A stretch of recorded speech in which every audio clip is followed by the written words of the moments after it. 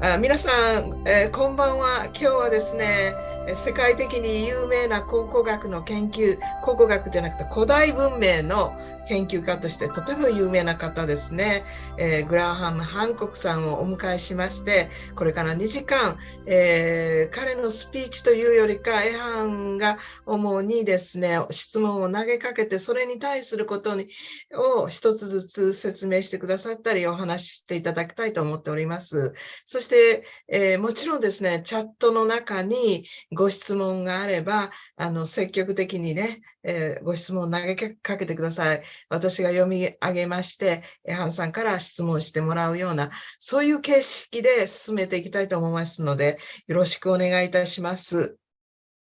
では、スタートしましょう。So a lot of people, Graham, don't know that you were born not in the UK. No, I was born in the UK, but I left the UK relatively young age. I was born in Edinburgh, in Scotland. Yeah, that's right. So I'm one of you, and I'm in theory a Scot, just like very much a Scot. My mother was full-born Scot. My dad was English. They met in Edinburgh, and I was born in Edinburgh on the 2nd of August, 1950, which is a very long time ago now. But at the age of 4, my parents took me to South India, and I lived in South India from the age of 4 to the age of 8, roughly 1954 to 1958. お生まれはインドじゃなかったかというふうに今聞きましたら、いや、実はイギリスだった。母は完全に 100% スコットランド人だった。僕と一緒ですよね。しかし4歳の時にインドへと家族ごとにインドへ移動して4年間インドで生活しましたということですね。イギリス生まれのスコットランド人、私と一緒ですね。So India, you've been 4 and 8. Any memories? Many memories. It was a formative time of my life and a tragic time of my life. My mother and father went through a very difficult period. My mother lost one child before I was born. That child was carried to term, but was born dead a year before I was born. Then I was born, and as you can see, survived. But then after me, 2 more children were born in India. First of all, a sister who lived to the age of 1 year and died, and then a brother who lived to the age of 1 year and died. Oh my God. That was the end of my parents' adventure in India. Yeah. So I'm the only surviving. I'm the only survivor of actually 4 children. Wow. And although I knew my younger siblings, I remember them, they were very young and I was very young, so I don't have detailed memories. いや、すごい話、初耳ですよね。インドでの4年間の記憶はありますかと聞かれたら、彼は、いや、結構大変な時だったんですね。自分のお父さん、お母さんにとっては最悪の時期だったということですね。ちょうど彼は生まれる前に、彼のお母さんは、もう一人の赤ちゃんが死産ですね、死んで生まれたというケースがあって、それからその後、インドでもあと2人生まれたんですよね。1年未満で2人とも亡くなられたということを今、初耳したんですよね。だから大変劇的な期間だったインドで、彼は唯一4人のうちのサバイバーだということを今、言いました。I had no idea about that. What an incredible start to your life. And awful for my parents, and I'm sure they tried to insulate me from it as much as possible. But what I remember is just this atmosphere of heavy sadness descending over a household that had once been adventurous and hopeful. いや、私たちの以前の家はもうすごい冒険主義的な家で、でも私の記憶では非常に重い気持ちに包まれていまして、自分の親はできるだけ私をその気持ちから保護しようとしていたんですけれども、結構無理だったんですね。So you came back. Sorry? If I'll just complete that thought, there of course was a great deal of sadness, but India also gave me a precious gift. Which was a connection to distant cultures and an involvement at an early age in travel, which was to become a defining feature of my life. I think my openness to other cultures and my willingness to immerse myself in other cultures owes a lot to India. And it's perhaps not an accident that my beloved wife Santha, although she was born in Malaysia, is of South Indian origin. She comes from Tamil Nadu, the very part of South India in which I lived in as a child. And we made a journey of rediscovery going back to South India back in the 1990s, just to see all those places again. I think India embedded itself deeply in my soul at a very early age, and it's very much still there, and I have a lot to be grateful for. いや、非常にインドに感謝しているとのことですね。実は大変悲しき時期だったけれども、インドにいたからこそ、彼の一生のいわゆる、いろんな文化に出会っていく冒険が始まったという流れだったんですよね。つまり違う文化にいたからこそ世界に対する非常に、心が開いてた。大人になっていくという関係性が分かっただけではなくて、自分の愛するワイフであるサンタさんは、マレーシアで生まれたんですけれども、もともとタミルナドゥ出身の方で、実はタミルナドゥという州はインドの一番南の州であって、そこで2人で結婚した後で戻ることにしたんですね。なぜならば彼が4歳から8歳との間にいたエリアはタミルナドゥ州であったということなんですね。So, the openness to other cultures, how did that lead to journalism? I've never really heard you talk about this link. You became a journalist. Well, yeah. Like everything else in my life, it's a complicated story. 複雑な話だね。なぜジャーナリストになったのか。I was always rebellious. After my family returned to England from India, I was a misfit in the British school system. I couldn't really see where I belonged, and I couldn't make sense of the kind of education that they were sort of drumming into my brain. 私は結構反抗する性格の生徒だったんですね。イギリスに戻ったら8歳でしょ。で、インドでそういう経験をした後ですので、なかなかイギリスの学校システムには自分は合わないということで、だから反逆者っぽいなんですよね。いろんな問題があったようにというふうな流れの話でした。Yes. I was a year behind everybody else. I'd lost at least a year of schooling because of the Indian experience. And I just felt like a fish out of water. But I managed by the skin of my teeth to scrape into university.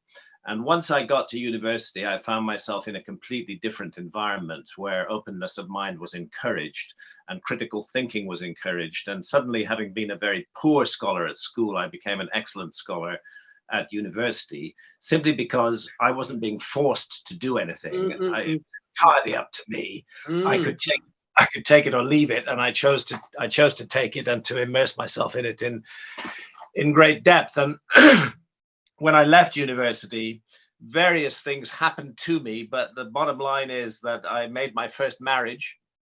I'm married 3 times. My first marriage was to a lady from Somalia, the mother of my 2 eldest children. She'd been living in England for many years, but she wanted to go back to Somalia. So we found a way to go live in Somalia for a year from 1975 to 1976. And at the same time, I started submitting freelance journalistic pieces on Somalia and later more generally on Africa, and became a bit of an expert in Africa current affairs reporting. 学校の生活は、結構大変だったということは、インドの4年間があったので、みんなの学費より1年遅れていたということだから、やっぱり強制的に教育受けさせられるという気持ちは大嫌いだったんですけれども、なんとかして僕は大学に入学ができたという話なんですね。そうなるとですね、全然違う知的な環境となっていくわけなんですね。つまり大学の環境では、みんなが結構心が開いてるんですよね。オープンマインドなんですね。自分の勉強したい分野に対してもう存分に勉強してもいいという環境の中に結局僕は反映したということなんですね。その流れの中で一番最初の妻、ソマリア生まれの女性に出会いました。そうすることによっては私たちはアフリカのソマリアという国に、行くことになりまして、その関係に基づいていわゆる、現在のアフリカの状況、政治的な経済的な状況についてリポートしようという流れに変わっていくわけなんで、多分それがなぜジャーナリストになったのかに対する答えだったんですね。So that was the beginning of your journalism career, basically. It was, and I became quite a regular journalist reporter. I worked on a magazine called New Internationalist as one of their editors for 3 years, looking critically at development issues around the world. And I also freelanced for major newspapers. So, for example, I covered the Ogaden War between Somalia and Ethiopia in 1977 for the London Sunday Times. That involved spending best part of a month in a hot war zone. It was a fascinating period of my life, and I saw myself very much as a current affairs reporter, and eventually I became the East Africa correspondent for The Economist, moved back to Africa and based myself in Nairobi in Kenya for a few years. ジャーナリストとしての経験ですけれども、雑誌とか新聞とかいろんなメディアに記載する流れとなりますと、今度はソマリアと、What was the name of the war? It was between Somalia and It was called the Ogaden War. It's over a region called the Ogaden, which is entirely populated by Somalis, but is controlled by Ethiopia. エチオピアとソマリアの間の紛争、オガデン戦争がありまして、なんと1ヶ月間、その戦争の真っ最中からリポートすることもしましたし、そして、後日となって、結構有名な雑誌であるエコノミストの東アフリカの担当者になったということなんですね。そうすると私はナイロビという町に拠点を置くようになりました。That's basically, as I remember, where your connection really began with ancient cultures. Well, I suppose it is. I mean, it's during this time, I'm also transitioning from being somebody who writes newspaper reports to somebody who writes books. A typical newspaper report for The Economist is 300 words.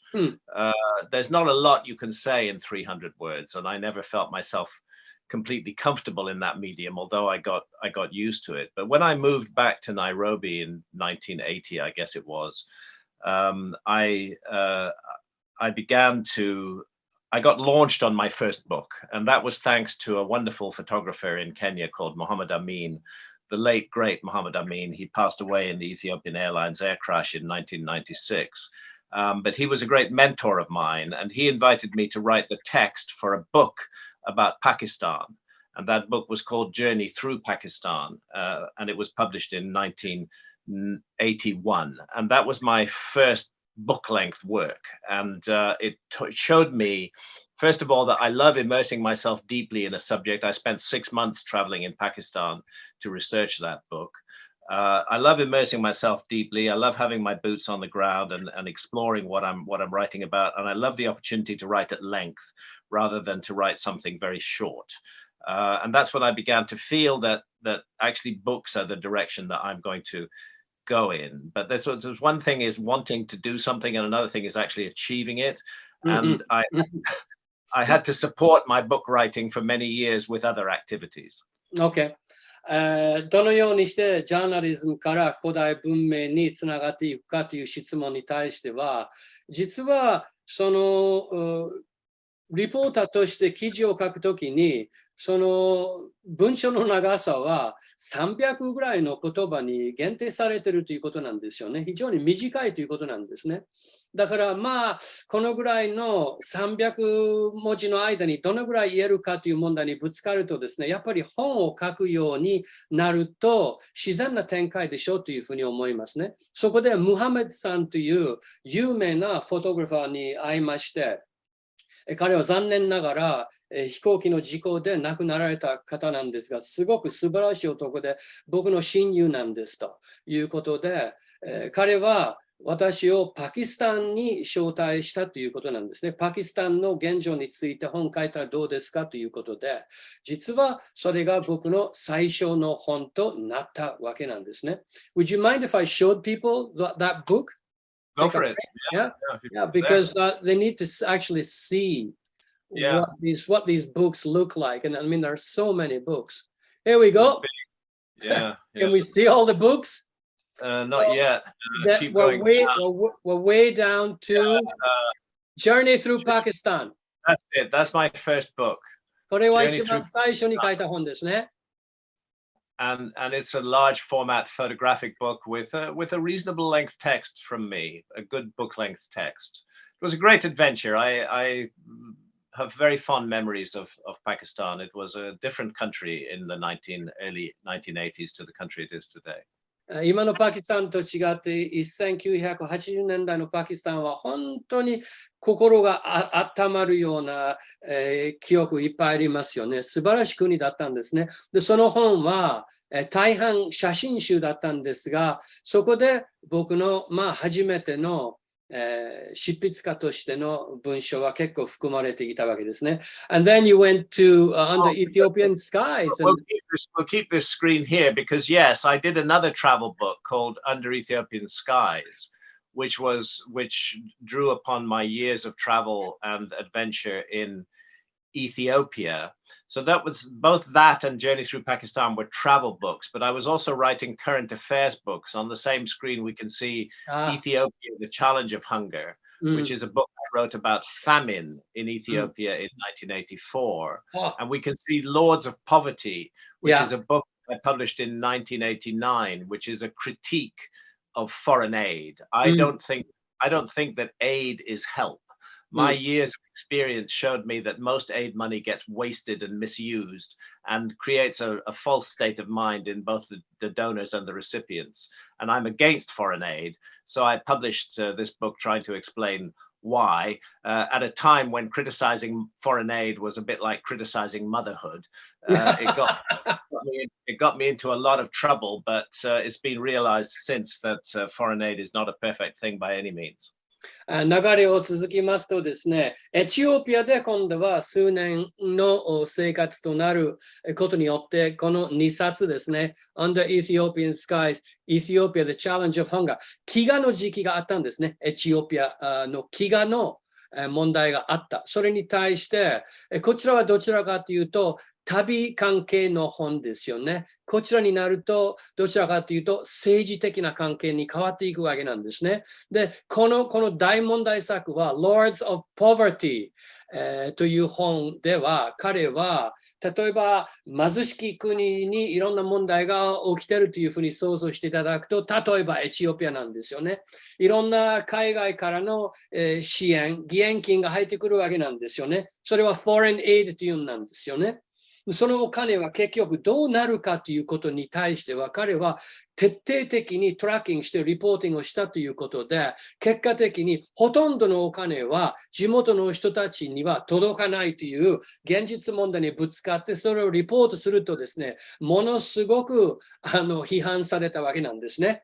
そんなこと言ってる場合じゃないんだお前はというような今の彼の問題とよく似ています。It's kind of like where your situation with the so-called authorities was there from the very beginning, wasn't it? Yeah, I would say that that's been a consistent theme in my work, whether I'm reporting on foreign aid or whether I'm reporting on the possibility of a lost civilization, which is that I'm a contrarian. I find myself naturally questioning established positions and wanting to know if there's a backstory that we're that we're not being told. And indeed, I've recently made this parallel because a lot of archaeologists were very angry with me about my recent Netflix series, and said that I'd been so critical and hostile to archaeologists. But I explained to them that I don't actually attack or criticize any individual archaeologist in that series. What I'm criticizing is the institution of archaeology, which operates as a mind control system to which all archaeologists must submit, and it leads archaeologists to have blind spots on certain issues. And I find that's true of all institutions, whether it's foreign aid or whether it's archaeology, that it develops an institutional mindset that stops the individuals just seeing certain things. Absolutely.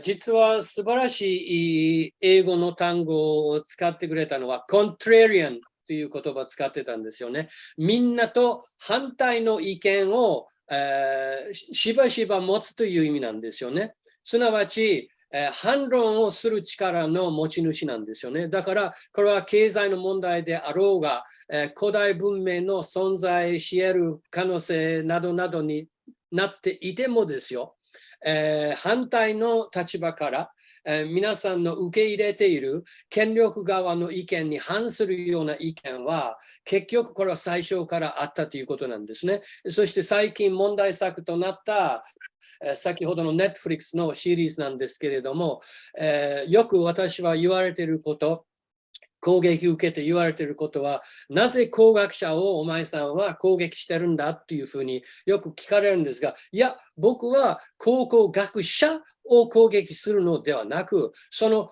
工学といういわゆるインスティチューション、その組織、その形に対する意見ですよということ。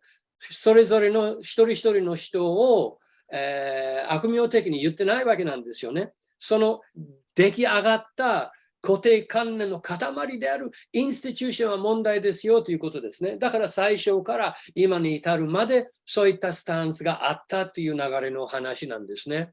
Well, that kind of leads very naturally into the sign and the seal, since you were you were already in that frame of mind where you weren't accepting what people established theories were saying. So what was in the sign and the seal that was very unusual or different, or contrarian? Again, as with so much in our lives, this wasn't a particular moment. It was a process that led me to write that book. So first of all, I'm very much focused on East Africa. I'm the East Africa correspondent of The Economist. I'm traveling regularly to Ethiopia. I'm looking at it purely as a current affairs story. But I'm also looking at it as a travel story in some ways. And that's what brings me to the city of Aksum in the province of Tigray, roughly 1982, I would think, maybe 83. At that time, Ethiopia is locked in a civil war, which will continue for several years.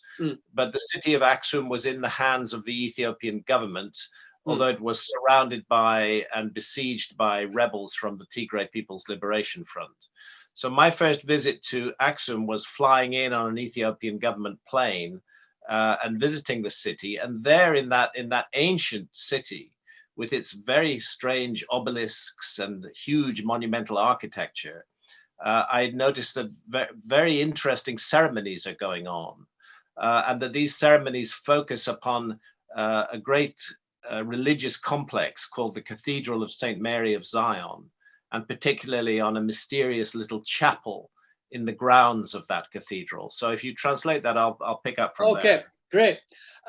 自然の流れとしましては、先ほど申しましたように、東アフリカの The Economist という一流の雑誌の、エリア担当者だったということで、たびたびナイロビからエチオピア、隣にある国ですの、エチオピアに行ったりする流れになったんですが、まず皆さんに理解していただきたいのは、当時のエチオピアは内戦争だったんですよね。戦争状態ですね。だからグラハムさんはもう特に今までの話の中で結構戦争を経験しているということが一つのポイントなんですね。だから2つの異なったグループは争っているということがポイントなんですね。でそこでアクスムという町に政府のエチオピア政府の飛行機に乗って着陸する流れとなるわけなんですね。で、このアクスムというエチオピアの町は非常に不思議な町であって、長い長い歴史のある町ですけれども、いろんな不思議な物体はその町にあるだけではなく、聖マリアの、カテドラルという場所は一番皆さんは注目していた理由があったという流れの話なんですね。どういうふうに注目したのかというと、ある儀式がたびたび行われた場所であったからです。So we're at St. Mary's Cathedral. Yeah. Yes, and I'm intrigued by these ceremonies, and I ask around, and I'm told that in that little chapel they have the Ark of the Covenant. And this comes like a bolt from the blue because as it happened within the previous year, I had seen the movie Raiders of the Lost Ark.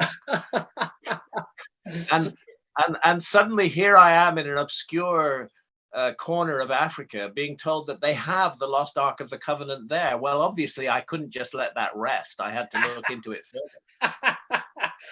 有名な映画ですよね。日本語のタイトル何だったっけ？ Raiders of the Lost Ark。その映画の主人公は失われた、契約のアークを手に入るようにいろんな冒険するじゃないですか。インディ・ジョーンズ。そうだ、インディオ・ジョーンズの映画を見た1年後になんとこの場所にたどり着くとですね、その聖マリアというカテドラルのエリアの中にちっちゃな教会がある中になんと実物の契約のアークはそこに置かれているんだっていうふうにみんなが言ってるわけなんですよ、地元の人たち。だから当然インディ・ジョーンズの映画を見た1年後ですから、いやこれは興味あるわと思って次の段階に入っていくわけですね。Yes. And then what happened after you discovered that there was maybe a real ark? Then it turned out that in that little chapel was a monk, and that monk would spend the rest of his life in that chapel. He's appointed as the guardian of the ark, and once appointed, he's never allowed to leave the chapel again. And I began to collect stories about this. And it turned out that on one occasion, one of them had been appointed guardian and had actually run away and hidden in the hills, but they brought him back in chains and kept him as the guardian of the ark. You can gather that this is not a job that anybody wanted.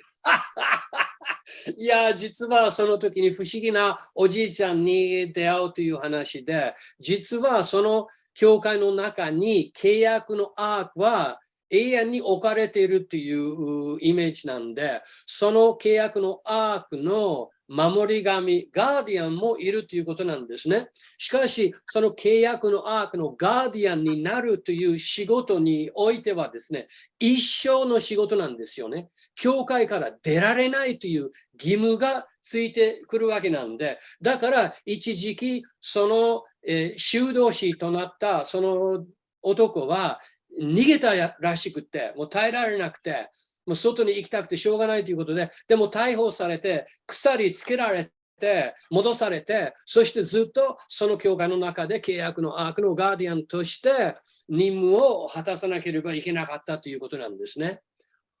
Yes, I remember you talking about that with me before, and it was like his eyes were completely well, this was the thing. I asked him why he was afraid of the ark.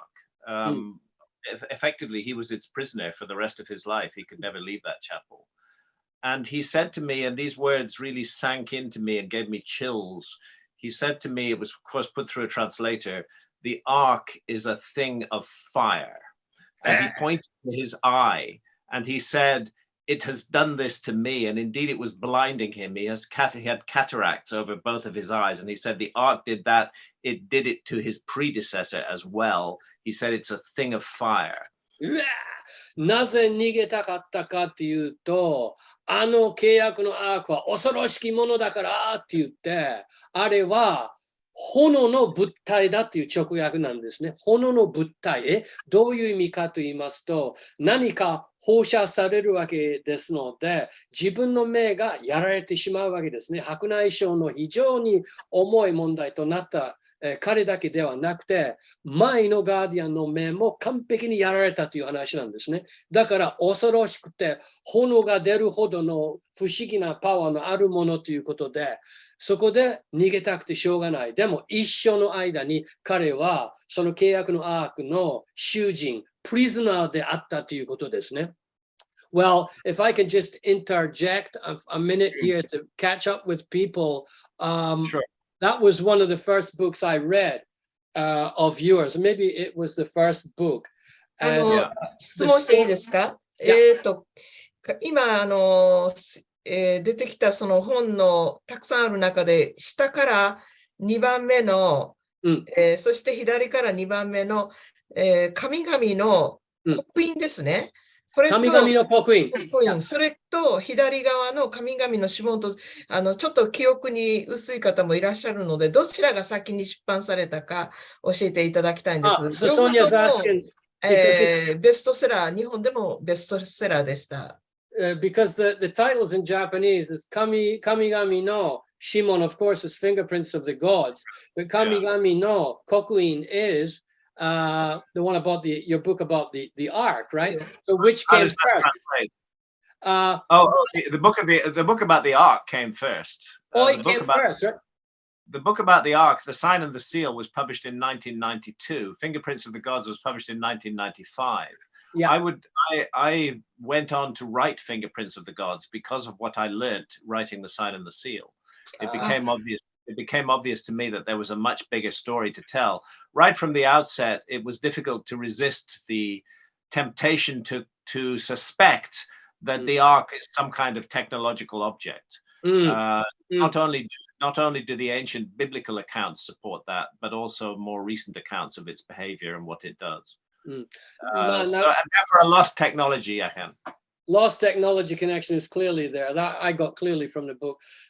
その神々の指紋以前に書いたそのアークに関係する神々の刻印の研究をすることによるとですね、これは不思議な物体だけではなく、多分古代のハイテクのものではないかというふうに当然思わざるを得ないわけですね。あれだけの放射能らしきものを放出するようなものは何らかの機械なのかテクノロジーなのかというふうに疑うわけですので、その経験に基づいて自然展開的に神々の指紋という本に移っていくわけなんですね。つまり古代に何らかの、そういったハイテクの文明があったのではないかということで、それから神々の指紋が出版されたわけですね。And if I may share a thought here with you, Graham, I walked into a bookstore in Regent Street in 1992 on a trip from Japan. Right. And I'm a voracious reader. I can basically just scan the room and go, horseshit, a real book, right? Right. And so I walked in there and it was this, and it was like this thick.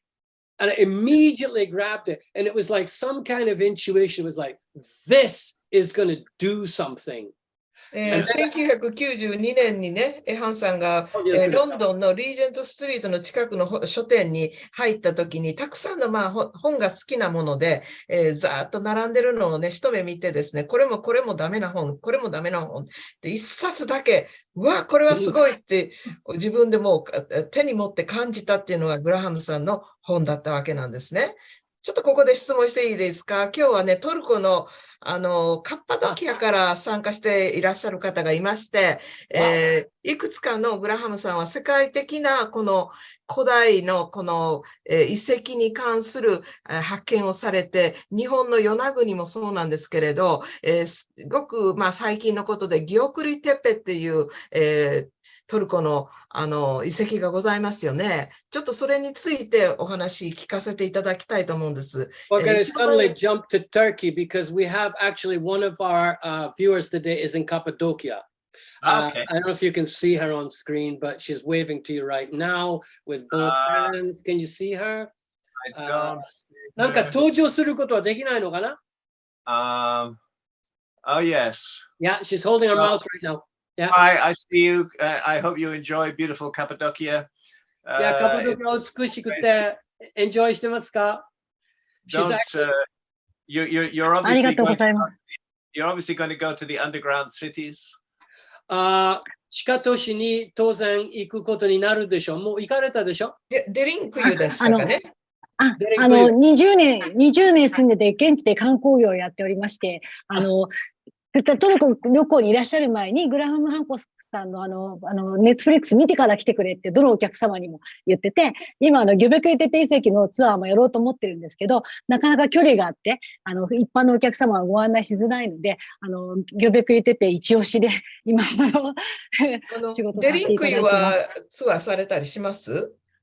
はい。デリンクルは、ウフララ、渓谷と一緒に行くとこちょっと遠いのでありますけど、カイマクルっていうのが有名ではあるんですけど、他にも何十といっぱい、オズコナクとか今有名な地下都市もできてますし、今ネピシュビルに新しくカヤコナクっていう世界最大級の新しい地下都市も、地上に大きい雲として山になっている地下都市も、発見されて公開されてますし、ちょっと待って、ちょっと待って、これ今までの流れを伝えたい。So she has been a tour guide for 20 years in Turkey. Oh, wow. So you know Turkey really well. She's been to Derinkuyu many times, but it's not just Derinkuyu. She gave me a whole bunch of other names, which I can't translate right now. What's the name? Kaimakli is another of the underground cities. Yeah. Kaimakli, it's joined by a tunnel to Derinkuyu. なんかトンネルでつながってるね。And there are many other underground cities. It's a big phenomenon. It's huge, she said. That's one of them that's just been discovered is absolutely huge. 詳しいことなかなかね、わからない方も多いので、ちょっと今はギョリクリテペに、フォーカスして、どういう発見ということ、一番印象的なことを、グラハムさんに、お聞きしたいんですけれど。OK。じゃあ、ありがとうね。すごく素敵な。感動です。ありがとうございます。Thank you. Thank you. Thank you for sharing. Thank you so much. She said just one thing you forgot to translate to Graham is every time when she introduced people to come to Turkey and see the old sites, that she always suggests, advise people to watch your series before you come over, she says. Yeah, Thank you very much. Much appreciated. Thank you. Thank you. So this suddenly we're leaping beyond. We can't cover it all. I mean, we're going to leap around all over the place. But it was very clear from the Netflix series that Turkey has a really central place. Well, one of the places, let's say. You can't say central about this anymore, I suppose. Well, but we're in a process of discovery, and it's a little bit random. Where discoveries turn up. Right now, Turkey is a hotspot. There's a lot that's happening archaeologically in Turkey, and let's pause for a moment to express our sympathy and concern for the tragedy that recently occurred in Turkey. But in the story of humanity, Turkey plays an enormously important role.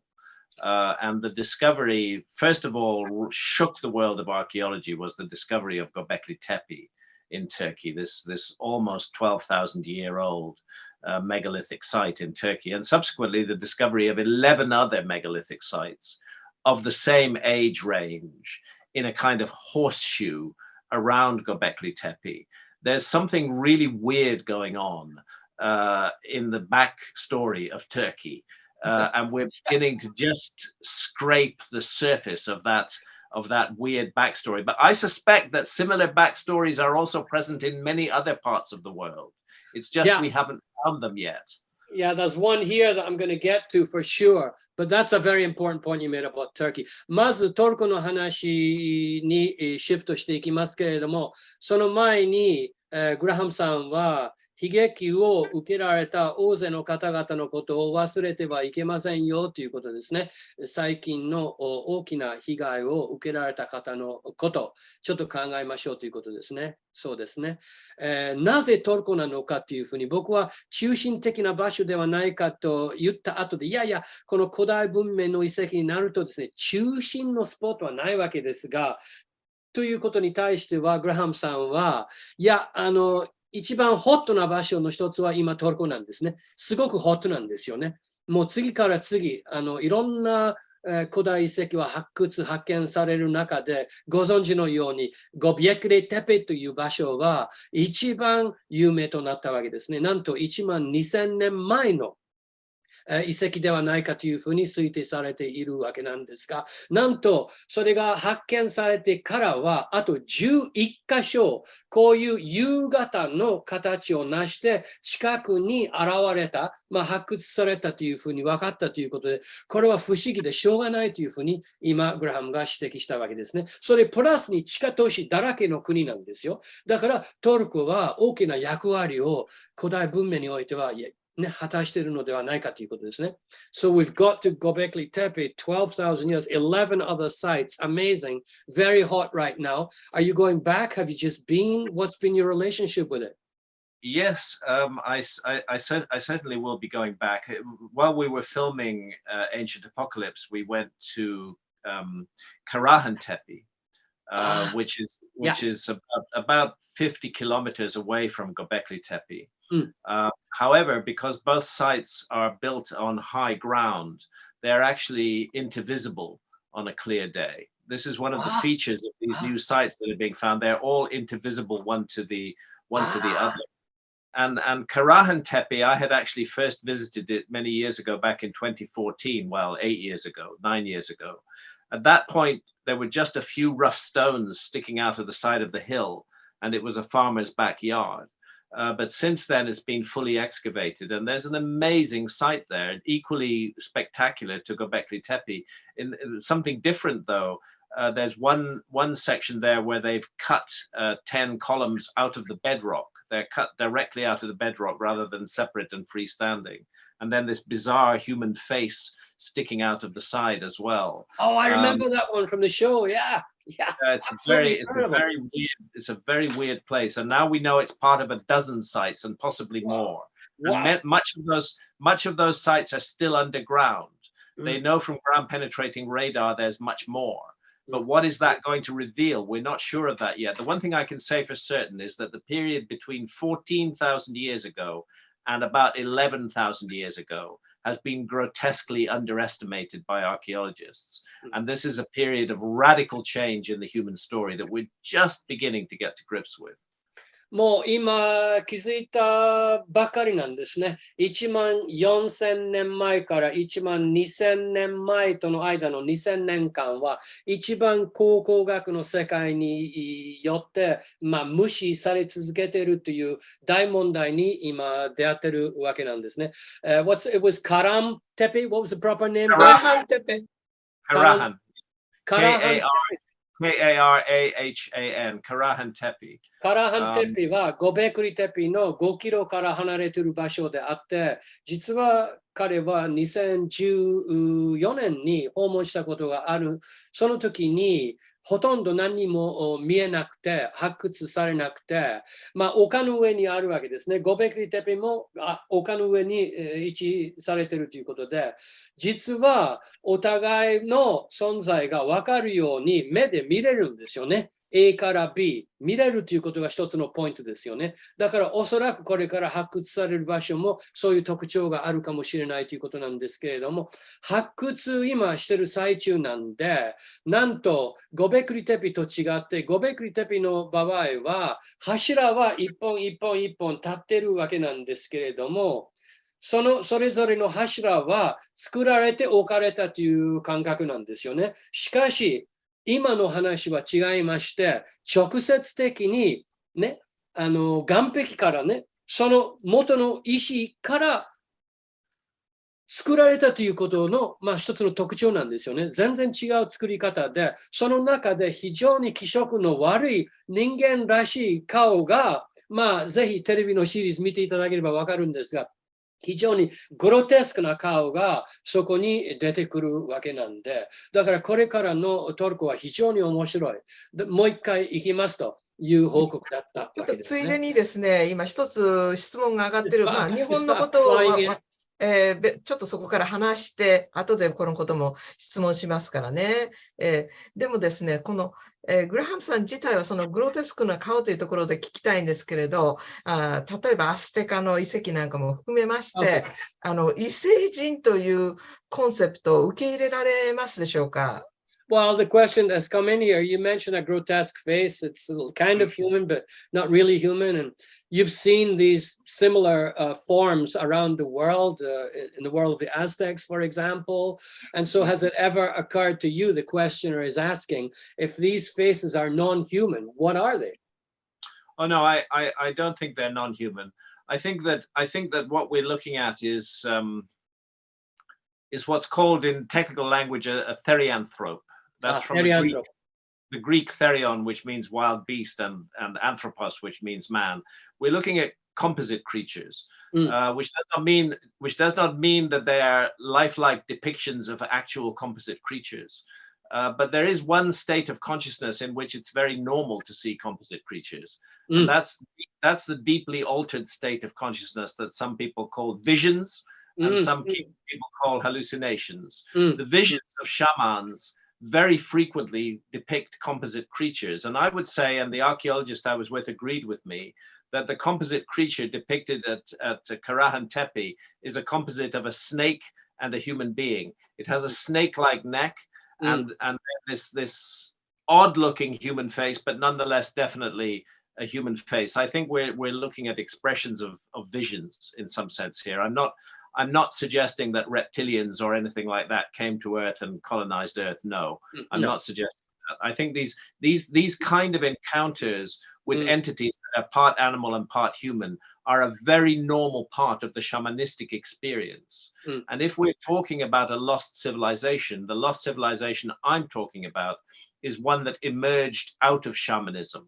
Shamanism was the baseline for all cultures all over the world during the Ice Age. But I'm suggesting that some of those cultures took it in a more elaborate direction than others did.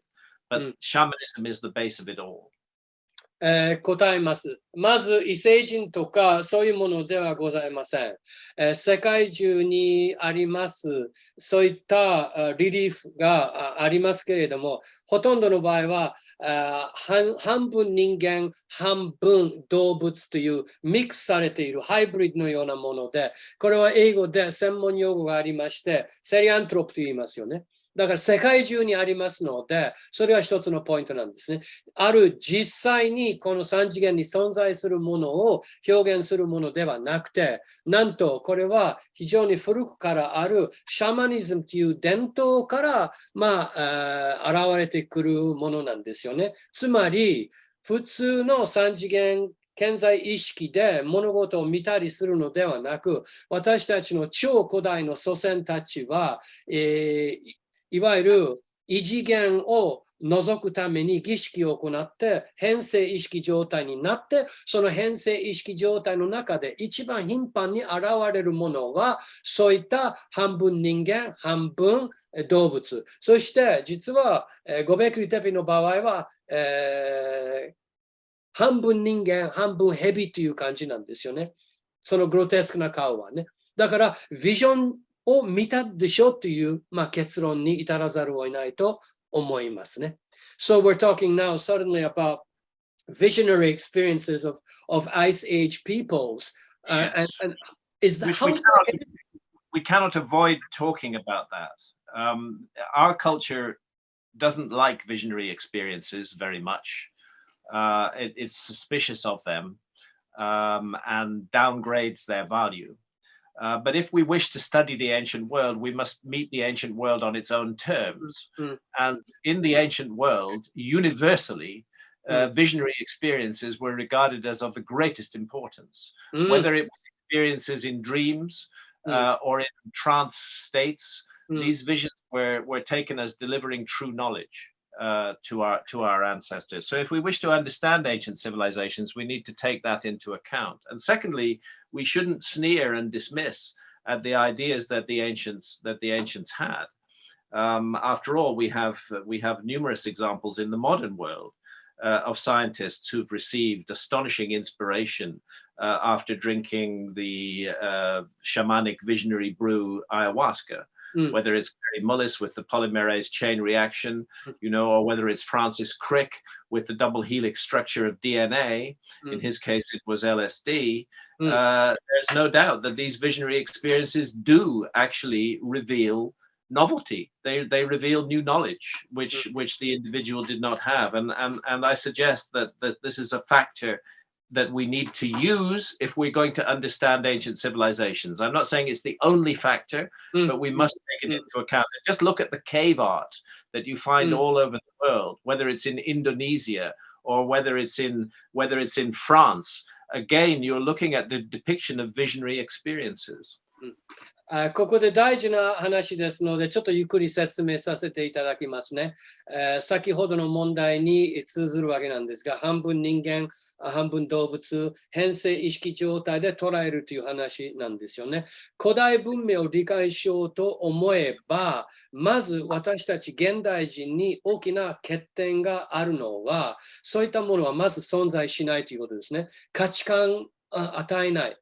そういったビジョンを見たりすることには意味がない。これは幻想でしょ。意味のないイリュージョンでしょというふうに私たちは捉えているわけなんですが、古代人はそうではありませんでした。全世界的に全ての古代文明の一つの共通性は、そういったビジョンを見ることによって、それまでになかった新しい知識、イメージ、インスピレーションが与えられるというコンポーネントなんですよね。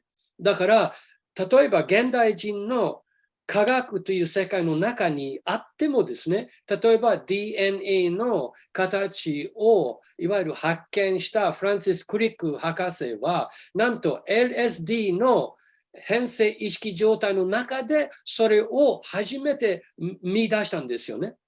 だから現代人にせよ古代人にせよ知識、英知を獲得するために普通の三次元意識だけではダメだということなんですね。だから改めて言いますが、古代人を理解するためにシャーマニズム、そして変性意識状態を理解せざるを得ないということなんですね。Yes, that was very skillfully put there, and it's a point still resisting. Yeah, if I can just complete that point, I mean, the ancestry of all of us is shamanism. That's a universal human ancestry. But there's no reason why shamanism everywhere in the world should have always remained locked in the same phase. It can have developed in different directions. And that's what I'm suggesting happened with the lost civilization. But whether we're talking about visionary experiences or not, the phenomenon around Göbekli Tepe is fascinating. Because if you look at where Göbekli Tepe is, and the neighboring sites, they're between the headwaters of the Tigris and Euphrates rivers. And the Tigris and Euphrates are the two rivers of Mesopotamia. Mesopotamia means in Greek between the rivers. And the rivers that Mesopotamia was between were the Tigris and the Euphrates. And their headwaters are clustered around this complex of sites around Göbekli Tepe. So previously, archaeology has been very focused on Mesopotamia. And the amazing sudden appearance of fully formed civilization in Mesopotamia in the case of Sumer 6,000 years ago, but they're not considering the deep background to this, which is the background of what happened up near the headwaters of those two rivers more than 12,000 years ago in the case of Göbekli Tepe. And I think the stories are intimately connected, and that's why I think archaeology needs to be looking at areas of the world like that it hasn't looked at yet. Absolutely. Very important point. 先ほどの話の中で洞窟の中に世界中に、アートが描かれているというふうに皆さんご存知ですよね。なんと2万年前、フランスの洞窟とか3万年前、ラスコの壁画。ラスコなどはね、徹底的に、ハンコック氏はそれを調べたわけなんですが、変性意識状態でビジョンを見て描いているという話ですが、今の話は実は考古学の一つの盲点と言いますのは、皆さんご存知のように、最初の突然の文明であるシューメール、メソポタミア文明はだいたい6000年前にあるというふうに指定されているわけなんですけれども、なぜゴベクリテピとかあの周辺にフォーカスしなければならないかというと、あのエリアにはなんとティグリスとユフラテス川の源流があるからなんですよ。元なんですよ。だから、そこからスタートしたではないか。そして、いわゆる6000年後にメソポタミアエリアで繁栄したということにならざるを得ないじゃないですかというコネクションは一つも注目されてないということで、今聞いてびっくりした。あ、そうか、ユフラテスとティグリスの源流なんだということで、知らなかったということなんですね。ということは、地形が変わったってことですか？つながってたってこと？もうずっと、so the question about the headwaters, they're still the headwaters, or has there been changes in the land formation? They're still It's there. still the headwaters. You can see them on Google Earth. いや、Google Earth で調べればわかるんですよ。源流はまだそこにあるということなんです。The headwaters of the Tigris and Euphrates. But my point is that archaeological effort concentrated on the most recent manifestation of civilization in that area, which was the supposedly sudden appearance of Sumer. But now they have to take into account this much deeper background. And I think that's going to be true elsewhere in the world as well. For example, in close proximity to the Nile Valley is the Sahara Desert. And archaeology has been focusing all its efforts on the Nile Valley, but forgetting that the Sahara Desert was frequently green and fertile during the Ice Age. Again, if we really want to understand ancient Egypt's mysteries, we need to be doing much more excavation in the Sahara Desert, rather than the present position of archaeology to say we know everything about the past. There's no point in looking anymore. There's huge areas of the world that they haven't looked at all. There has been some archaeology in the Sahara, but it's very, very minimal. Same goes for the Amazon rainforest. Yes, there's been some recent archaeology. It's producing some astonishing results. But if we're going to understand the mysteries of Sacsayhuaman, Cuzco, Machu Picchu, the Sacred Valley, the huge megalithic architecture in the Sacred Valley, we can't confine ourselves to the Andes. We have to get down into the Amazon and look what was going on there, because the Amazon is 5 million square kilometers of largely unsurveyed territory. And what is coming out of it is fascinating. The new LiDAR work that's being done in the Amazon, revealing these enormous geometrical structures. So my point is that everywhere we see an outburst of civilization, we should look for the backstory.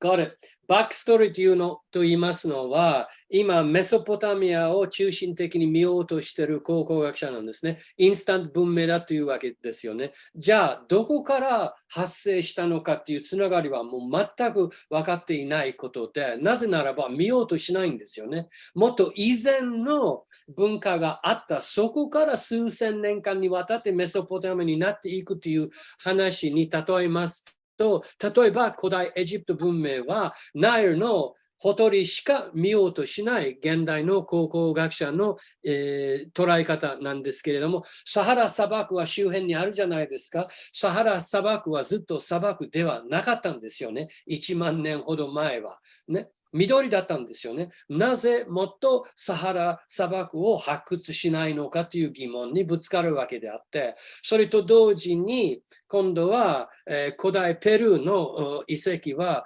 クスコとかサクセワマンとかそういうエリアばかりに注目を浴びるわけなんですけれども、周りのエリアであるアマゾンね、500万平方マイルのエリアがあるわけなんですよ。ものすごく大きなエリアで、今、ライダーという新しいレーダーのテクノロジーを使って地下を見ていくとですね、そのアマゾンの熱帯雨林の下に膨大な量の、いわゆる考古学的に注目すべきものが発見されつつあるという流れになっているわけですので、もう少し視野を広くしてみないといけないということですね。That was a hugely important point. I had no idea that that much had been discovered in the Amazon using LiDAR. Oh, it's astonishing, and it's now clear that prior to the Spanish conquest, the Amazon was populated by millions of people, not by hundreds of thousands. There were cities. There were London-sized cities in the Amazon. I don't mean London today, but I mean London at the same period. There were London-sized cities. It was not, what destroyed the populations of the Amazon wasn't fire and sword. It was smallpox. The Spanish conquest brought their biological weapon with them, which was smallpox and other diseases that indigenous people were not immune to. So what happened was that early Spanish travelers, one in particular, Francisco Orellana, actually managed to cross the whole of South America on the Amazon in the late 1500s, and he saw amazing cities, and he was not believed. But he was telling the truth. Those cities did exist. 100 years later, they weren't there. They'd been overgrown by the jungle, but because all the populations had died.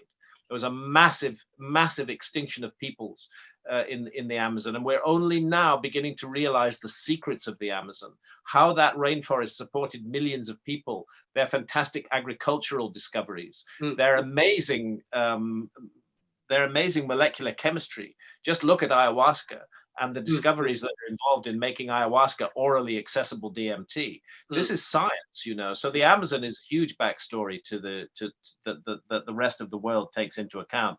And I'll come on next to the final and most important one, which is the ocean and sea level rise. Okay. Look forward to that. アマゾンはかなり知られざる領域なんですね。皆さんご存知ないだろうと思いますけれども、スペイン人は占領した時1500年代の時ですよね。フランチェスコというスペイン人は自分の目で見たのは、何百万人の都市が存在していたということなんですね。なかなか皆さんは想像つかないでしょうね。ロンドン並みの町はアマゾンの至るところにあったということで、高度文明があって、科学もあって、そして彼らの農業は、本当に優れていたという話の流れだったんですよね。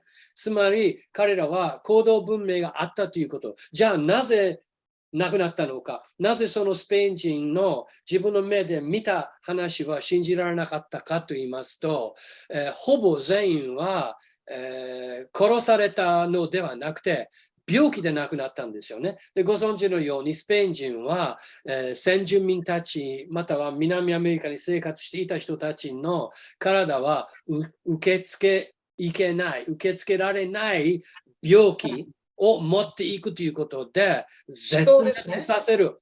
何？首都ですね。Yeah. So we've got that far. Yeah. Okay.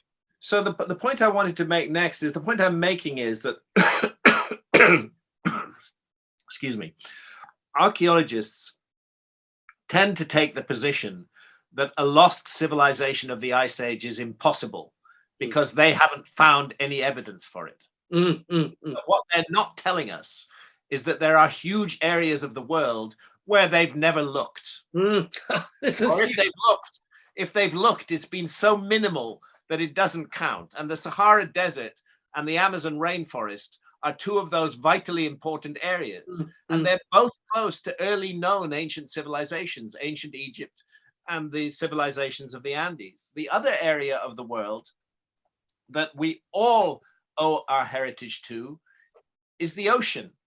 And the fact is that the world today looks very different from the world during the last ice age because of sea level rise, because there's been 120-meter rise in sea level. And I'd like to come on to the implications of that, but perhaps you want to just put this into translation first.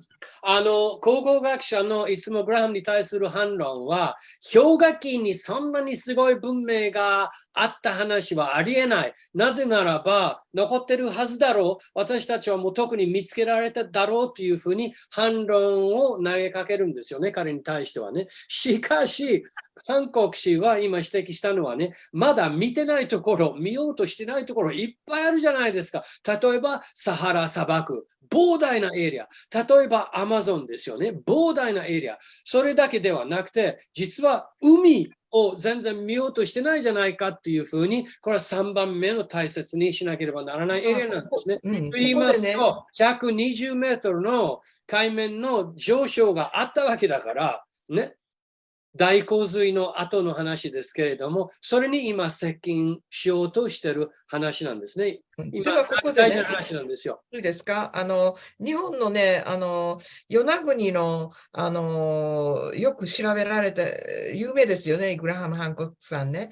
そこのところとどうつながって、日本の、じゃあ、文明の最古の、原点というのはどういうものか、そこのあたり、グラハムさんの見解を教えていただきたいと思います。So this is interesting timing for the next question because, of course, Sonia's brought up the whole issue of Yonaguni, which is connected to the 120-meter change. But please carry on with that thought, and we'll get to Yonaguni, no doubt.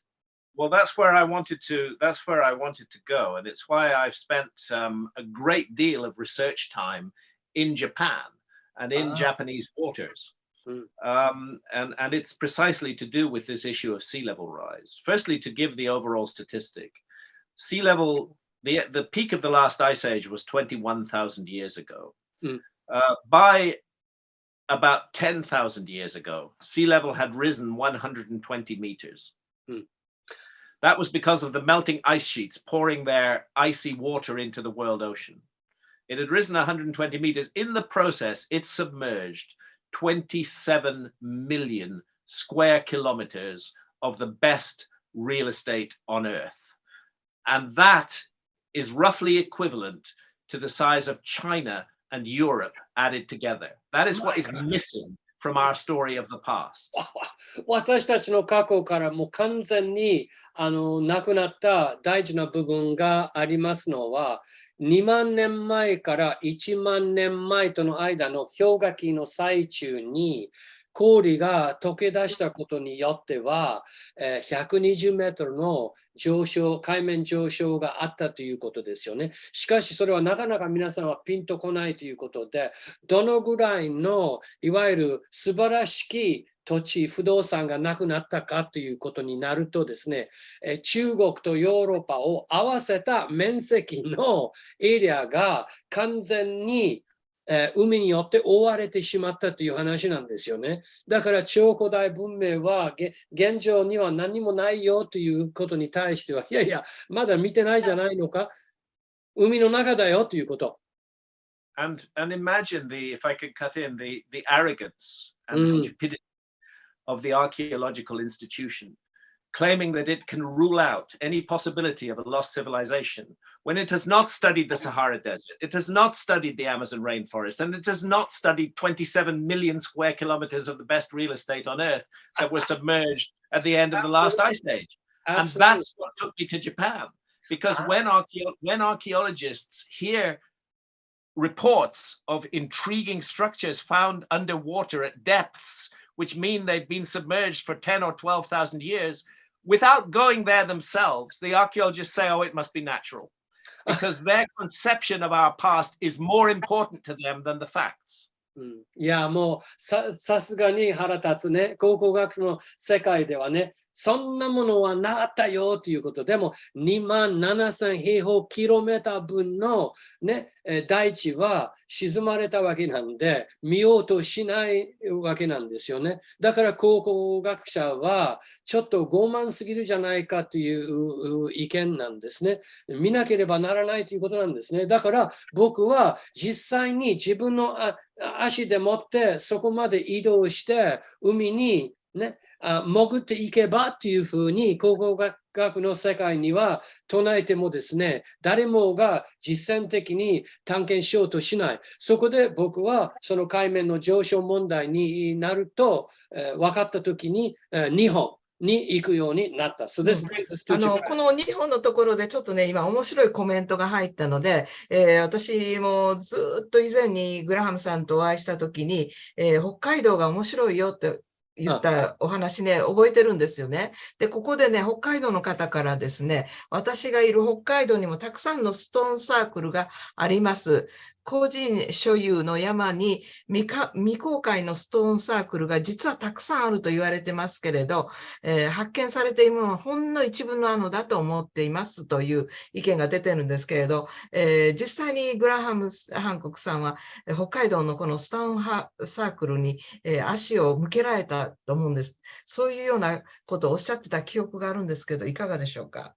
Can we get to that just in a minute? Because we're in the middle of Yonaguni right now. That was a question about Hokkaido, which I'm pretty sure we'll get to in stone circles. And their connection.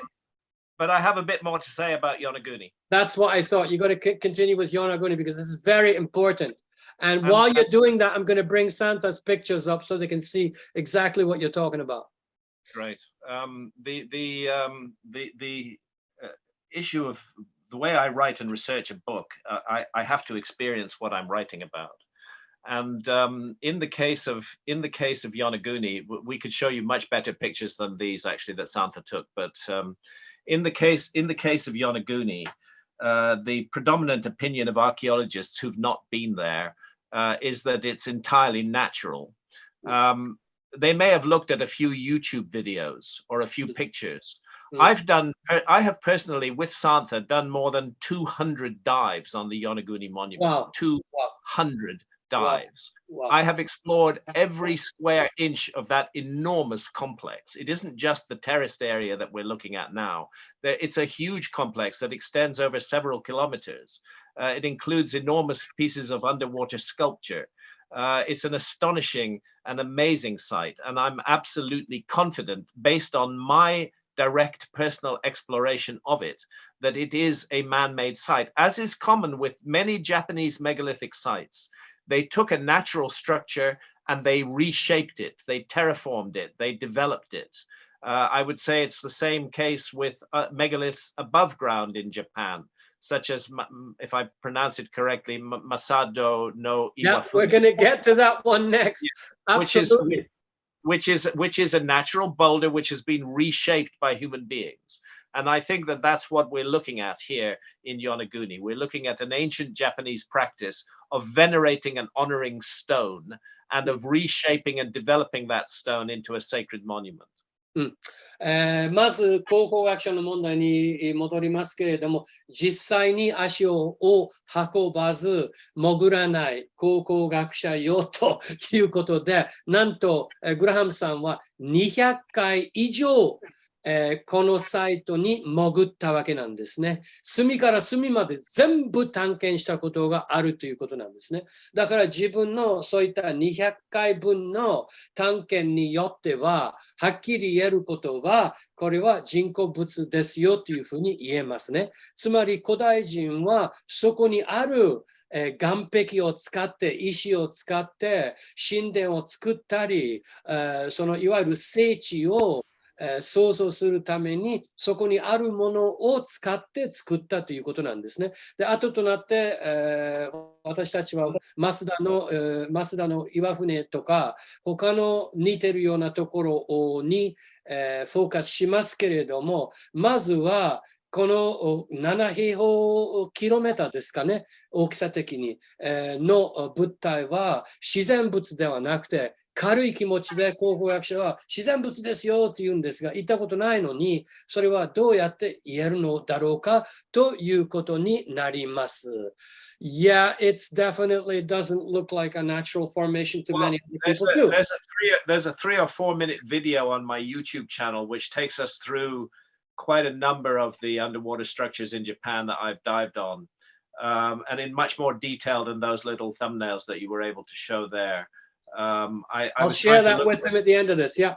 Yeah, share it. I can send you the link at the end if you like. It's somewhere on my YouTube channel. I have no doubt that Yonaguni is a large man-made sacred site, and I say that on the basis of a great deal of personal experience of diving on that site, rather than simply looking at videos. Yeah. But that's also true of a number of other sites in Japan. The most exciting to me really is a place in the Kerama group of islands, where we have an underwater stone circle, a very large underwater stone circle, rather like the situation that we have at Karahan Tepe in Turkey. This stone circle is cut directly out of the bedrock. It's definitely man-made. I even had an Orthodox geologist confirm that. He just can't explain what it's doing at 30 meters depth, because 30 meters depth means it's been underwater for 12,000 years. Where is this location again, Graham? It's a group of islands called the Keramas. Kerama. Yeah. In Japan. Yes. Right. Keramajima. Oh, wow. And you found a water stone circle there. Yes, a local diver found it, and he took us to the site, and it is probably one of the most incredible submerged sites in the world, and it's received very, very little attention. I can send you some links about that as well. またリンクを送ってくれますけれども、ケラマ島というところがありますよね。皆さんご存知かどうかわからないんですが、海底、30メートルなんですね。そこにストーンサークルがあるということは、多分今まで潜った日本の近辺の海に潜った中で一番驚くべきものではないかというふうに思います。ほとんど知られていなくて、ほとんど注目されていなくて、でも30メートルの海底にあるということは少なくとも1万2000年前からあるはずでしょ。その海面の上昇ということが分かればということですよね。一つの質問で、結局縄文との与那国とのつながりっていうことをおっしゃってるんですけど、縄文時代というのと結びつけられるんですか？こういう日本の古いサイト。There's a very popular concept now about the Jomon period, which you're very familiar with. Does this kind of match with that? What you're talking about, the stone circle? Yes, it does. I think the Jomon are one of those shamanistic cultures from the past that have been underestimated. I think Jomon culture is absolutely fascinating, and they were present in Japan during the Ice Age. Now, we mentioned Hokkaido earlier on, and what I've noticed in Hokkaido and elsewhere in Japan is a combination of megalithic stone circles where you have a reasonable sized megalith, a ton or two, combined with very small stone circles. The stone circles are more like river stones. And interestingly enough, at Kerama, we have exactly that. We have the big major stone circle, actually 2 or 3 of them. And then we have smaller stone circles as well, which are like stone circles that have been identified as Jomon stone circles. But the date of submergence is very clear. That structure at Kerama has been underwater for 12,000 years. That is older than the date that is normally ascribed to megalithic Jomon work. I'm thinking of a Shoro stone circle in Hokkaido. Shoro is certainly Jomon work, and it's thought to be maybe 4,000 or 5,000 years old, if I recall correctly. But down there at Kerama, we have something that's definitely at least 12,000 years old. And so again, we come to this issue of a backstory that needs to be taken into account. また裏のストーリーですよね。バックストーリー、注目しなければならない。縄文の、時代は私は大好きで興味津々なんですね。もちろん、存じております。北海道のストーンサークルの話も聞いたことが ありまして、先ほどのケラマの海底のサークルもありますけれども、縄文のストーンサークルの一つの特徴としますのは、巨石群があって、そのストーンサークルの中に巨石群があるほとりにもっと小さな石によって別のサークルもなされているという関係性は縄文時代の一つの特徴なんですね。で、先ほど彼はおっしゃってたその北海道の結構有名なストーンサークルは5000年前のものだと言われていますけれども、それどころか実はもっと古いでしょ。そのケラマの形とよく似てますので、1万2000年前ぐらいではないかというふうに、推定できるでしょうと思います。先ほどの説明では、縄文時代というのはもう氷河時代ともう結びついてたってことですよね。すごい長いピリオドだったということですよ。How do you see the Jomon period in terms of the Ice Age? What are your opinions of the period we're talking about here, Graham? Well, I think that much more work needs to be done on the Jomon. To be honest, I think we're not there yet. If you look at the rich quality of their sculptures and their pottery, this incredibly early pottery which isn't only the rope pottery, but also shows figures. To me, we're obviously dealing with a shamanistic culture, but a highly evolved shamanistic culture. And I suspect that what I call the lost civilization was actually many lost civilizations, that it was that in different parts of the world, different cultures connected to it without necessarily being owned by it. And I would say that the Jomon are part of that story. I still can't get over the incredible quality of Jomon pottery. It's just amazing, and it's amongst the earliest pottery in the world that we know of. It's very remarkable. 縄文時代になると、例えば縄文の土器なんかはね、非常に洗練したレベルの高いものですよね。あの時代のものとして。でも、縄文時代に関しましては、もっともっと研究しなければならないという一つの問題点があるだけではなく、実は縄文時代のいわゆるその文化は、シャマニスティックな文化であったということなんですね。特徴としますのはね。シャーマンの文化だったわけですね。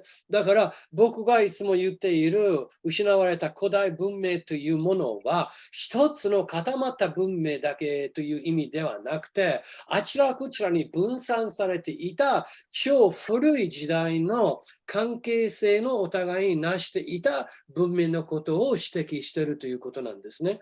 でも何を言ってでもですね、縄文時代の芸術性の高いこと、私はいつも感動しております。Absolutely. Well, there's been a resurgence of interest in that period. And I think I'd like to take us now into a little bit more of a focus of how all of this shamanistic culture and how this ancient civilization that we're not definitely referring to as in one civilization in one place. As you said, it's connected through many different areas at very different levels of technological skill. Some of them are shamanistic, some of them are technologically very advanced. Some of them are both. It's important to be clear because definitions come into play here when we talk about a civilization. A lot of people think that if there was a lost civilization, it must leave a single identifiable DNA signal. But I don't see why that's the case. We live in a world with a complex mixing of peoples today, and I believe it was exactly the same in the past. I don't think that we're going to identify a lost civilization by DNA. I think we're going to identify it by certain patterns of ideas, certain achievements that are ahead of their time. And ideas don't have DNA. It's one of the follies, I think, of modern science is to try to explain everything in terms of DNA. DNA can be very useful in tracking human movements. For example, there is an intriguing shared DNA signal between certain tribes in South America and certain tribes in Papua New Guinea and Australasia. It's very odd that that should be there because that DNA signal is not found anywhere in North America. It's only found in the Amazon jungle and in Papua New Guinea. And if it came as the result of a land migration, you would expect to find that signal in North America as well, but you don't. So it suggests an oceanic migration. And that's the kind of case where DNA can be very useful. But if we're looking for a lost civilization, we should not be looking for a single DNA signal. We should be looking for commonality of ideas. It's ideas that are promiscuously exchanged by human beings, every bit as much as DNA. Promiscuously exchanged. That's a really good one. Well, remember that one. 今までの流れですけれども、一つの失われた文明がなんか固まっていて、一つの DNA の情報はそこから分散して世界に行くような流れはまずなかっただろうと思いますね。今の複雑性のある世界と全く同じように超古代のいわゆるあの時代においても非常に複雑さだらけでいろんなところにいろんなタイプの人間はいたでしょうという話はまず定義的な問題があるね。一つの文明ではない。で確かに DNA の研究によって私たちは今から古代人とのつながりがわかるんですけれども、例えば最近分かったのは、アマゾンジャングルの先住民の DNA の中に、パプアニューギニアの人間、現代人の DNA の中に、全く同じものが存在しているということが分かったわけなんですよね。じゃあ、どうやってパプアニューギニアから南米に行っちゃったのかというふうに問題にぶつかるわけなんですね。今までの説明では、人間はアラスカからアメリカ下って南米に行ったでしょ。全く反対の情報は今出だしているということなんですけれども、DNA の研究は科学の研究によっては進化しているということは間違いない。便利なんですけれども、超古代文明の共通性はアイディアのことなんですよ。発想なんですね。共有した発想の見方が大事なんですよね。エビデンスとして DNA ではなくて、クリエイティブな発想の共有性なんですよね。という流れですね。Wonderful. That was really, I really got that. Okay. So next. So let's take 次 a は break. ね、グラハム・ハンコックさんは、ピラミッドの、いいですか？ピラミッドのエクスパティーですよね。映画でですね、The Revelation of the Pyramid っていう映画、まずご存知でしょうか？You must know, of course, the revelation of the pyramid documentary that was done by the French, right? You must know that. I do know of it, and I believe it was reasonably well done. I see quite a number of documentaries. I think this was Patrice Pouinard. Yeah. It was very good. Yeah. It was It very was good. excellent. It was excellent in showing the level of expertise. いや、その見たことあ映画るんだけどはですね、日本語で5000年、ピラミッド5000年の嘘というタイトルなんですけれど、その中で説明されている25,920年の周期で、今こそこの水亀座の時代っていうのが到来してると思うようなことが、その映画の中で語られてたんですけど、そういうことに関しては、グラハムさん、どういう意見を持っていらっしゃるか教えていただ Well, きたい。Graham, you're one of the first people on the planet to have connected precession with ancient culture. And Sonia's question comes from that particular documentary, which is talking about very long periods of time in precession and how these ancient monuments were aligned to stars. So I'm sure he's fairly familiar with that. But your precessional investigations, let's say, have really opened up huge holes in the materialistic viewpoints. I think this is one of the strong pieces of evidence for a lost civilization. You know that by virtue of being lost, a lost civilization is lost. You can't expect to go digging up vast quantities of it. You know, we're often pursuing very, very subtle clues. And one of those subtle clues is the evidence for highly advanced knowledge of astronomy during the Ice Age. And this advanced knowledge concerns the motion of the Earth itself. That's called precession, the wobble on the axis of the Earth, which is an established fact of geology now. But we have no idea how ancient peoples knew about it. It's thought to have been discovered by the Greeks relatively recently, 2,200 years ago. But the evidence that it was known in the Ice Age is overwhelming and compelling. And there's a wonderful academic book published in the 1960s called Hamlet's Mill. Yeah. By two professors of the history of science, particularly Giorgio de Santillana, who was professor of history of science at Massachusetts Institute of Technology. And they document in far more detail than I can do here the enormous knowledge of precession going back into the Ice Age. And they trace this, they admit that they cannot explain this, but that the only possible explanation is what they call some almost unbelievable ancestor civilization that first began to understand the world in terms of weight and measure. You know, they're looking at the beginnings of science, and that beginnings of science is not the Greeks. That beginnings of science is lost deep in the heart of the Ice Age. So knowledge of precession is very important. And then we find that precession, and it's really worth making this point in some detail, that precession is built into the dimensions of the Great Pyramid. in a very clever way. You know, Egyptologists say that the Great Pyramid is just the tomb of a megalomaniac pharaoh, even though there's no proof of that whatsoever. But there's a lot of problems with that theory. And one of the biggest problems with that theory is that if you take the height of the Great Pyramid and multiply it by 43,200, you get the polar radius of the Earth.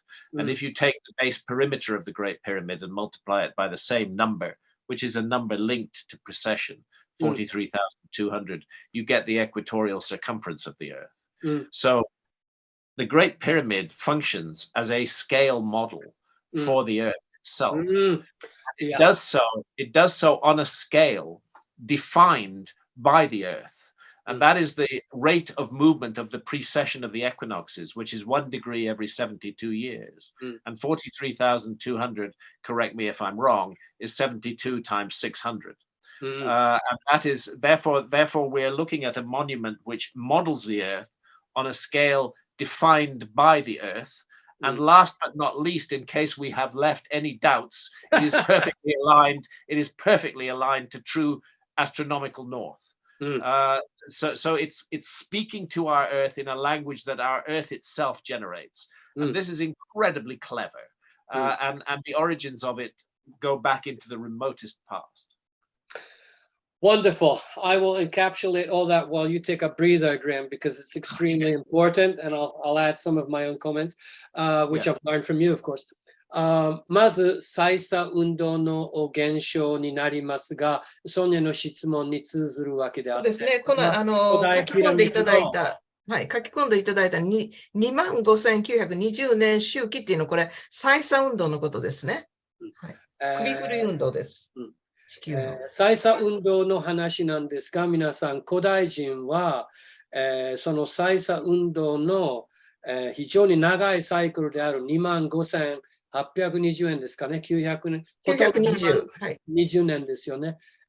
これは 360×72 度なんですね。つまり、私たちの見てる星々は72年でもって一度ずれていくという現象なんですね。私たちから見れば一度ずれていくという現象は古代人はちゃんと把握されただけではなくて、古代人の建造物の中にそのことについての数学的な情報をインプットしたという話なんですよ、皆さん。世界中に。で、ハンコック氏は世界中にそういった建造物を徹底的に分析していく中で、プリセッショナルコードという再差運動の暗号が組み込まれているということは間違いではない。でも彼だけではなくて、ジョージ・デ・サンティリアというハムレッツ・ミルの名作という本の中に、そういった情報は MIT の学者として書いたその本の中に再差運動の情報は満載されたということを多分現代人はほとんどみんな知らないでしょうということですね。だからハンコック氏はその情報を改めて私たちに古代文明との関係においては紹介してくれた一番大きな役割を果たしたのではないかというふうに私はそう思います。で、ここでピラミッドの話が出てくるわけなんですよね。ピラミッドの中にそういう暗号がいっぱい入っている中で、すべての数字、私は忘れてますけれども、例えば、そのピラミッドの大きさ的なこと、高さ的なこと、角度的なことをよくよく見ていくとですね、実はこの地球全体のスケールモデルなんですよね。完璧なスケールモデルなんですよね。そして完璧に向いてるということですね。それが映画のピラミッド5000年の嘘でかなり明かされてましたよね。そういうことですね。だから私たちはどう考えても、これは氷河時代の物体と思えば、気が遠くなるほど大変不思議でしょうがないような科学の知識のレベルの高い話となりますね。彼らは知ってたんですね。再差運動のこと。Okay, precession pyramids done. Yeah. Yeah. Except to say one more thing is I do believe strongly that the Great Pyramid is a hall of records. Very important. It is a place that carries a message from the past to the future.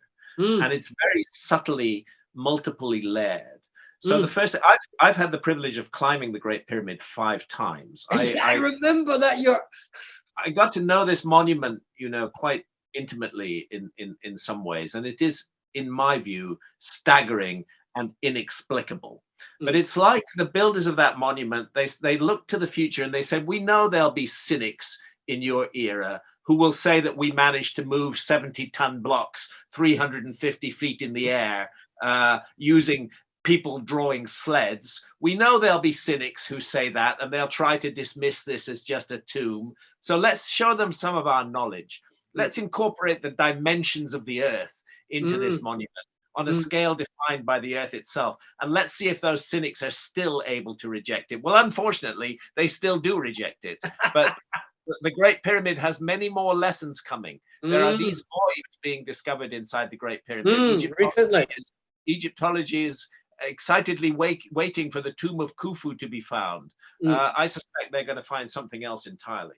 If they tell us. If they tell us.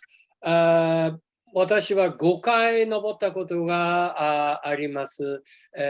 隅々まで、中に入ったり、もう全部研究したことはありますけれども、この大ピラミッドは、よく古代アトランティスの神話に出てくる Hall of Records、記録のホールという表現がありますけれども、つまり人類のすべての英知が保管されている場所があるという伝説なんですね。The Hall of Recordsと言いますけれども、私は実際にそのピラミッドがそのもの自体だというふうに思います。つまり、様々なレベルにおける英知がそのモニュメントにインプットされているということであって、私たちはまだまだ解明していない情報もあります。先ほど申し上げた地球の隅々の大きさ的な問題、長さ的な問題と、そのピラミッドの大きさとの関連性について話をしましたけど、まだまだ解明されていない情報はたくさんある中でですね、実は古代人はあのピラミッドを作った時に未来ず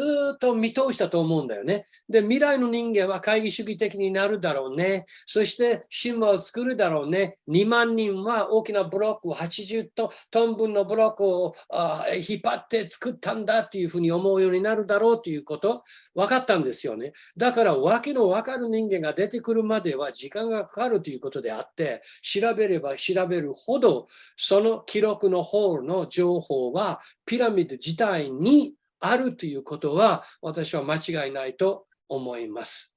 そしてつい最近、新しい空洞が発見されたわけですよ。皆さんご存知ですか？先々週のニュースですよね。空洞があるんだ、ピラミッドの中に。発見された。何を見つけようとしているのかわからないけれども、発表するかどうかわかりません。Yeah, that was a big one. That big empty space had been theorized, but now they found it. Yeah, they're finding multiple empty spaces inside the pyramid. It's like this majestic structure has been inviting human beings to explore it for thousands and thousands of years. I mean, there was the Caliph Mamun back in the 9th century with sledgehammers, smashing up in the north face and entering the existing inner pyramid chamber system. Nobody knew how to get into the pyramid before that. That's right. People have been Howard Weiss dynamiting the southern side of the Great Pyramid, dynamiting above the King's Chamber. People have been following this invitation, sometimes in incredibly irresponsible ways, for thousands and thousands of years. And as our technology gets better, rather than settling the problem, the invitation of the Great Pyramid just grows stronger. It keeps on inviting us. Investigate me, find out about me, see what I really am. And I think we've got great mysteries awaiting us from the Great Pyramid.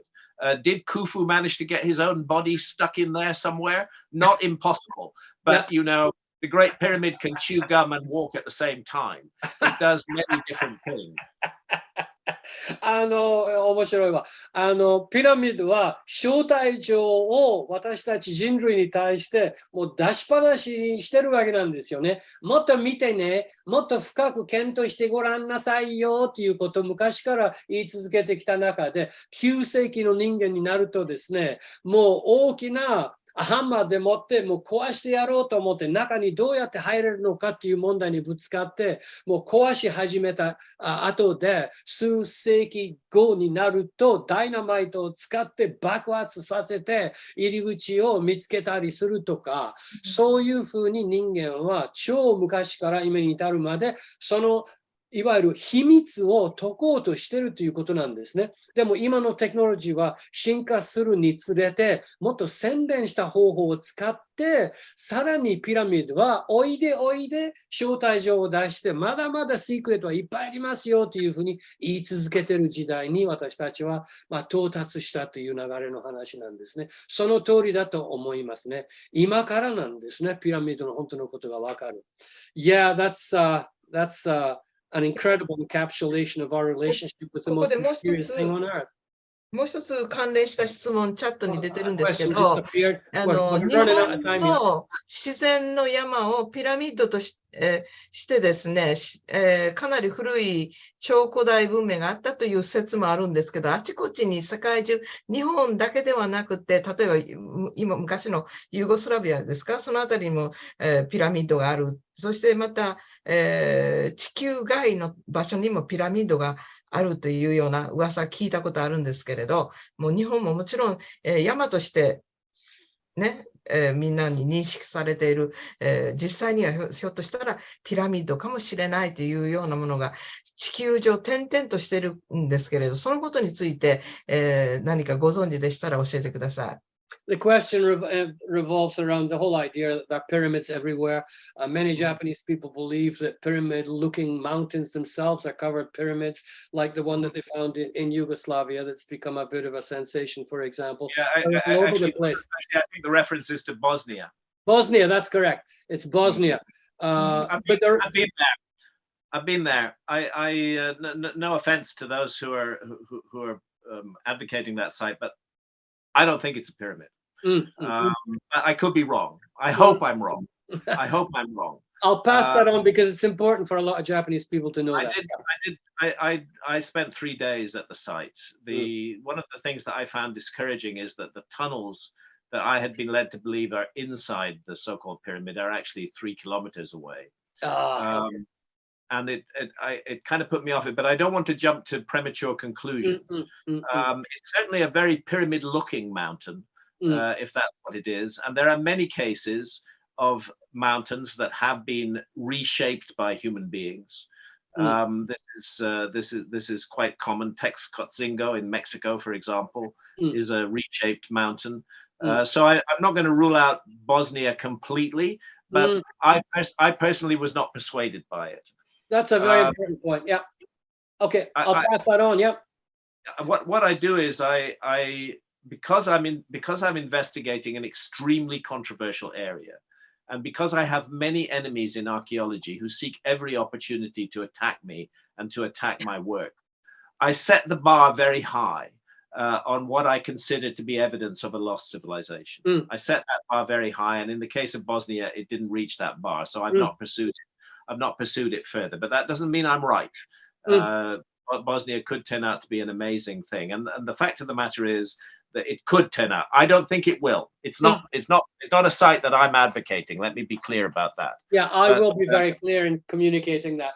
Because at the same time, I don't want to put down the work of the people who are working on it. All work in this field is valuable. Sometimes it checks out. Sometimes it doesn't.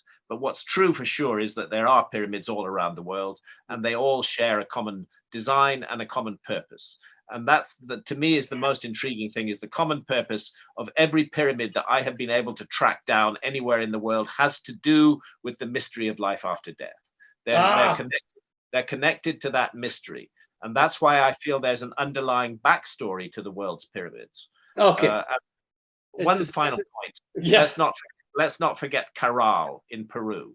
Caral, it used to be said that the pyramids of the New World couldn't be related to the pyramids of Egypt because the New World pyramids were much younger. That's no longer the case. Caral is a giant pyramid city in southern Peru, and it is older than the accepted date for the Great Pyramids of Egypt. It's about 2600 BC. ピラミッドについてですが、ピラミッドの形を成している山の話ですよね。確かにですね、人類の歴史の中で、ある山をピラミッドの形になるように工夫していたことは、それは間違いないですが、例えば、ユーゴスラビアではないんですよ。ボスニアのあのピラミッド行ってました。3日間おりました。納得いきませんでした。あれはピラミッドではないというふうに私は思うんですが、後日の研究者はおそらくもっと確固たるエビデンスを出してくれるかもしれないんですが、私は3日間いてまして、地下トンネルがあると言われた話は違ってて、実は3キロ離れている場所にあったということでがっくりしたんですよね。だからあれはピラミッドではないと思うんですが、私は間違っているかもしれないということを、言いました。そこで、私のいわゆる敵がたくさんあるわけですので、私の古代文明のものであるかどうかを決めるためのいわゆる基準は非常に高いわけなんですね。かなり確固たるエビデンスがなければ、これは古代文明または、ピラミッドの、残りですよというふうに言えるまではかなりリサーチするわけですので、ピラミッドの形を成している山の話はそこまでいかないから、ちょっと恐縮ですが、それは認められないかもしれないということなんですね。まず答えですね。そこは答えですよね。しかし今後のリサーチによってはそれは変わるかもしれない。しかし言えることは、すべての地球上のピラミッドの共通点であるのは、人間の死ぬことに関係する話なんですよ。死との深い関係がある。この世とあの世の話。そして実は最後の話となりましたのは、ペルーで最近発見されたピラミッドは、巨大なピラミッドは、南ペルーにあったピラミッドは、how old was that pyramid found in Peru? I'm just getting to the end. We're talking 4,600 to 5,500 years ago. 4600年前から5500年前との間のものは南ペルーに発見されたということは、エジプトのピラミッドよりも古いという一般の考古学者の論理ではそう言われているわけですね。それは最近あったんですね。We can have question marks over the date of the Egyptian pyramids, but of course. The orthodox and accepted date of the Egyptian pyramids is around 2,500 BC. Yeah. And this site in Peru is 2,600 BC, with older origins going back into the 3,000 plus BCs, and that 5,000 plus years ago, and that's the accepted chronology. Again, I think there's a bigger story to There's a bigger story around that. それは一般的に言われている年月なんですよね。エジプトのピラミッドは紀元前2500年だと言われますけれども、ペルーのピラミッドはそれより古いということなんですね。Okay, I'm going to take a breath here, and there's a couple of things I need to wrap up with you because it's such an exciting conversation, and we've shared so much already. But before we go any further, I just need to share with this screen here something that is in my backyard, and a lot of people still don't know anything about, which is, of course, you here. Do you remember this? I just found this. I do remember this floating stone. It is incredible. Isn't it incredible? Ishihoden. You're there. I found that. I found Ishihoden. 皆さんご存知ですか？ここから車で1時間半。そして例の増田の岩船。ここから1時間で。高砂ですね、石法殿は。増田の岩船は奈良です。奈良です。そしてね、皆さんが分かるように、この石法殿というところに訪ねられたハンコック氏の写真ですが、私も行ったことあるんですが、19世紀にある人が絵にしたものはこれなんですよね。で、この写真で見れないこの突起物、これは日本のものだと思えませんよね。この突起物。What did you think about this thing sticking out the side here, Graham? I mean, it's not Oriental at all. I don't understand it. It's a drawing of the same megalith, but at an earlier stage. Yeah, it is. And that thing is no longer there. No, it's there. It's there. Yeah, it's sticking out. I was there recently. That I thing don't see it. sticking out is Is it there. sticking out is it sticking out on the other side? Yeah, Where? it's sticking on the other side from you are, right over this side, at the I opposite see. side. It's I sticking see. out. You were I here see. on the left, right? Okay, I get it now. I get it now. I don't actually remember that bit, but thank you for refreshing my memory. That's the bit that makes the whole thing. This is Yes. a Japanese structure ridiculous. There's nothing Japanese about that. No, there's not. It's very odd. And this I one mean, here. Japan is a huge untold megalithic story. People are fascinated with megaliths all over the world, but people don't realize the incredible megalithic heritage of Japan. I know. That's why I spent so many years of my life researching in Japan. I think there's deep mysteries in the Japanese story. And the megalithic culture of Japan is absolutely astonishing. And of course, Yonaguni is part of that. It's part of that. 日本の巨石群の歴史は多分世界の中で一番興味津々ですね。何回も何回も日本を訪れた理由の一つは、そういった巨石文明のものがいっぱいあちらこちらにある。先ほどお見せしましたのは、ね、奈良県と、この近くの兵庫県の高砂にあるんですけれども、与那国もありますよね。だから日本の巨石のいわゆる歴史の中でとても、まだまだ、ね、解明されていない、秘密がたくさん残っているように私はそう思います。Now, for the last 10 minutes, I want to share with people what you've done on Netflix and have a very quick interchange about what that's done to your life, because it must have done something quite profound to your life. 残りの10分でお見せしたいのは、まだ皆さんご覧になっていないと思いますので、この Netflix の問題作の話なんですね。Let's see if we can just get this screen a bit more. Go on the home page. I'm on the home page. Yeah, I don't want to be on the home page. I want to be on Netflix. Where the hell is Netflix? Okay, ちょっと待って。Jesus. This documentary came out like how recently? It was launched on the 11th of November 2022. It's eight episodes, each of about half an hour. It turned out to be one of the most successful documentary series that Netflix has ever aired. But it also created a great deal of controversy.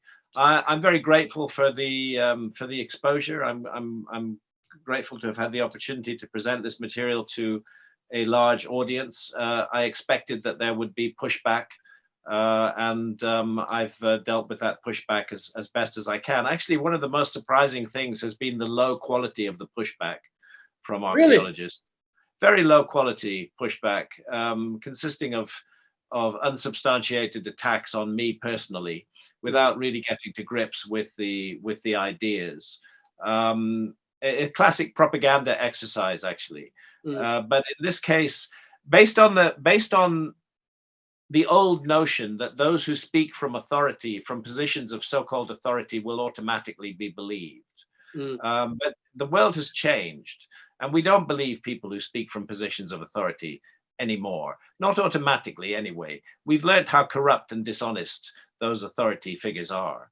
And this is true of archaeology as well. And there's been a great deal of corrupt and dishonest commentary on my series, but the only effect of that commentary has been to further increase the viewership of the series. When an archaeologist tells you that this series should never have been allowed, the first reaction of most people is to go watch the series, and that's precisely what happened here. So yes, there's been a great deal of very unpleasant personal attacks on me, but they come with the territory. If you try to expand knowledge in a particular area, if you confront a mainstream position, the story that we're told about our past, the narrative of the past that is given to us by archaeology, is also in a way one of the controlling narratives of our present. If you control the past, you control the present. And so many archaeologists said that my criticisms of them in Ancient Apocalypse would lead people to have no faith in experts of any kind. Well, I take that as a compliment, because I don't think we should have faith in experts. I think experts can be very useful, but we should investigate what they have to say. And no group of experts can claim to hold the keys to the whole past of humanity, which is what archaeologists are doing at the moment. You know, archaeologists are not brain surgeons. Archaeologists are not pilots of large aircraft. Archaeologists are people who are investigating our past, and all of us have a right to do that. The human heritage is the heritage of all of humanity. Experts have their role. I often find that archaeologists do excellent work, but they're also missing a big part of the story. Okay, I'll encapsulate that briefly because that's a very cool place to get us to the end. 先ほどお見せしようと思ったのは、やっぱり時間がかかってしまうので、貴重な話いただいておりますので、また後で Netflix で自分で検索して、見つけてください。日本語の字幕は出てますので、どういうドキュメンタリー、どういう問題作であるのかを理解するために見た方が早いということなんですね。しかし去年、そのドキュメンタリーは Netflix に出た時からですね、ものすごい大変な反発を、ハンコック氏は受けたわけなんですね。攻撃的なコメントはほとんどの場合は考古学会から来たということですね。なんという異端科学者なのか、これはデタラメのシリーズなんだよ、などなどなどは毎日のようにあったんですが、結構レベルの低い話であって、ハンコック氏自身をターゲットにして、悪口してるというレベルなんですね。エビデンスを出しながら、この点で間違ってますよというふうに言わないで、ただ彼を攻撃し続けているという世界になったわけなんですね。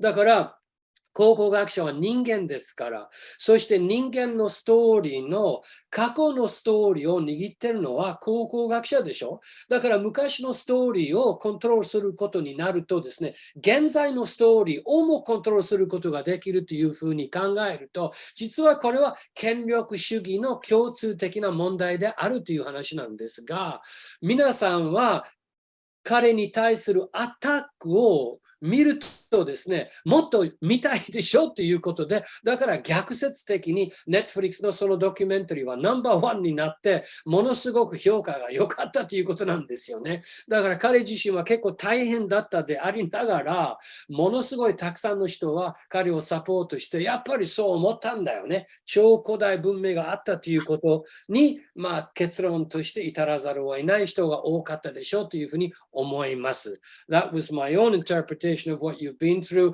with a lot of the points that you've made, and I know that have happened to you, and I've said to everybody, go watch it. I was going to put it on screen, but it froze, and it was probably better it froze because I needed to hear what you were telling me about this and how it's affected you. And actually, it's been hugely successful. I mean, it must have really fundamentally changed a lot of things in your daily life. People in the street, I mean, what's happened? Yes. There's a greatly increased recognition factor. That's for sure. And that recognition factor is always pleasant. It's always people being nice to me, which I'm very grateful for, because and I'd like to make this point that no author is anywhere without his or her readers. Yes, we depend entirely on our readers, and I regard my readers as people who are worthy of being treated with the utmost respect, and they also treat me very kindly. And I'm grateful to that. So every time I hear archaeologists and their friends in the media insulting me and saying really ghastly and awful things about me, I take solace in the fact that my readers and those who actually watch my series really connect with me and give me a huge amount of support. かなり変わったでしょ、毎日の生活。やっぱりいろんな人たちはそれを見て、ストリートで歩いてるグラハムさんに挨拶するじゃないかというふうに私は聞いたらね、いや、大変ありがたいことに、ほとんどの方々は私に対して褒めていただいて、よくやったよというふうに親切で私に言葉を交わしてくれるわけであって、実は私は、執筆家として読者の存在は非常に大切にしているという大事なポイントなんですよね。相手を尊敬するということなんですよね。自分の本を読んでくれたり、自分のドキュメンタリーを見てくれたりする人たちに対しては、やっぱりね、丁寧でお互いにリスペクトを持ちながらアプローチせざるを得ないじゃないですか。まあ、悪口されてて、ね、いろんな考古学者からいろいろ言われるんだけれども、一般人はなかなか親切で、私に対して非常に温かいリスポンスがあったことは、まあ、かなり著名な人になってきたわけなんですけれども、ほとんどの場合は親切ですから、まあ、ありがたいことですね。感謝していますということで、ここでグラハムさんも2時間も頑張っていただいて、そうですね。してくれて本当に、一冊の本、これ、起こしたらできそうなような内容でしたね。ぜひね、私たち日本人としてね、神々の指紋ですね、ぜひ日本にまた戻ってきて、この古代文明、謎めいた日本の謎を、ぜひ探求していただきたいと私、望んでおりますので、よろしくお願いします。So Sonia's encouraged people to read and study your work further. And personally, now that we're at 2 minutes from the end, and I like to respect your time, you've been very kind with us and you've shared so much. And it takes a lot of energy to wrap this all up into one connected story with lots of other areas that we still want to explore, but we only have 2 hours. And so we only have 2 hours, and I very much enjoyed the conversation. Thank you. Thank you for your guests. Very nice to meet you all. Thank you. Go and get something to drink and have a relaxing rest of the day. Thank you and goodbye, sir. Thank you. ありがとうございます。Thank you very much. Thank you. Say hello to Santa. Thank you. Hello to Santa. よろしく。 Absolutely. Absolutely. Thank you. Okay. Thank you. Bye now. ではですね、すごい話だったので、もう全部エハンさん、たくさんこうカバーしたんだけれど、足らなかったのでね、皆さんね、ぜひね、録画を見られて、これ、中子さん、日本語に、字幕出そうと思ったら、YouTube にしたら出ますよね、だいぶ。どうかしら。そうですよね。ね。見つけた。ちょっと待って。皆さん、ちょっと待ってよ。見つけた。出そうと思った動画は隠れていたわけで、これは3分だけぜひね、画面共有して、初めての方もいらっしゃるので、これ見れるのね。このスクリーンは大丈夫ね、ソニア。はいはい、見れます。これね。これね。はい。3分。これが話題作なんだよ。Yeah. All right, there you go. And how would you describe yourself? How would I describe myself? You've been described as a pseudo archaeologist. Someone who cherry picks your data. Your books are read by millions, but dismissed by academics. ちょっと待って。ちょっと待って。はい、いや、グランは消えた。字幕しか出てこん。どういう現象これ？いや、不思議現象起きてます。3分間の情報は出てこないんですよ、ビジュアル情報は。ぜひね、ネットフリックスで皆さん見ていただきたいと思います。そして今日のね、たくさんエハンさん通訳カバーしてくださったんだけれど、やっぱりね、出演者によって、話の腰を折りたくないということでね、ダダダダダッと、こういう形式で行われたのでね、大事なポイント、ほとんどカバーできたんですけど、カバーできてないポイントがありますので、録画したものでですね、なるべく、伝えられたらいいなと思いますので、後日、この録画をもう一度見ていただいて、そして今日のお話の深さっていうかな、すごい量でした。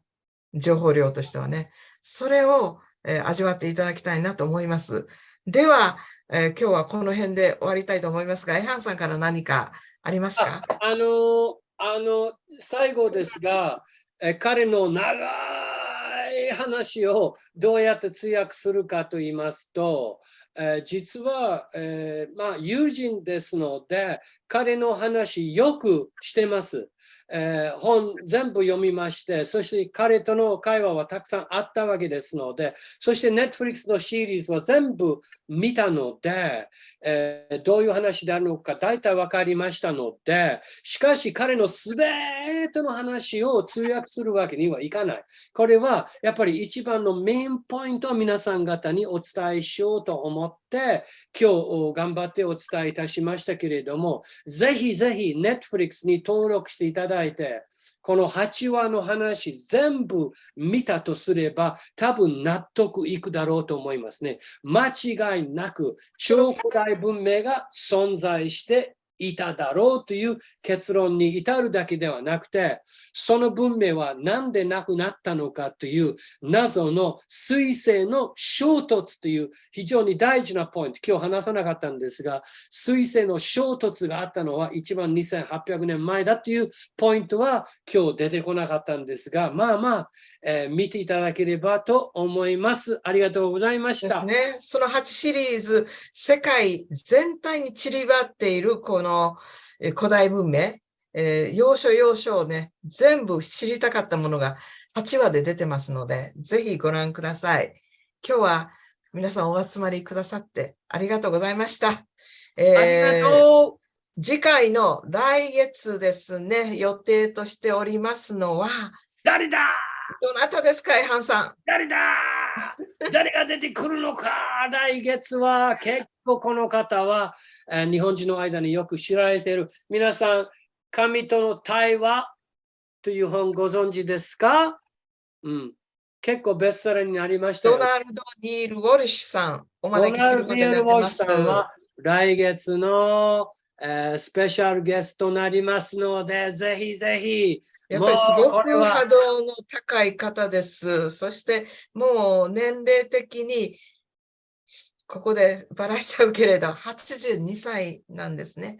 だからおそらく日本人と直接のコンタクトっていうのはこの4月に行われる、これでおしまいのような私は気がしているので、ぜひね、このチャンスお見逃しなく参加してください。いや、なかなかこういう方はキャッチできないんですよ。本当にいろんな方々に登場していただきたい。このビジョナリーレクチャーズなんですが、忙しいとか興味ないとか、これは来年のスケジュールはもう詰まってるとか、いろんな問題がある、スケジューリングの問題などなど。でも、なんとね、バシャールもね、来てくれたし、ハンコック氏も来てくれたし、そしてニール・ドナルド・ウォルシュさんも来てくれるということは、なんてついてるんだろう、私たちはって感じで、皆さん本当に特別な存在だと思いますよ。皆さんがいてくれて、これができるんだよ。だから、もっとね、頑張っていきたいと思いますので、ぜひ参加してくださいね。はい、よろしくお願いいたします。では、今日はこれで終わらせていただきます。ありがとうございました。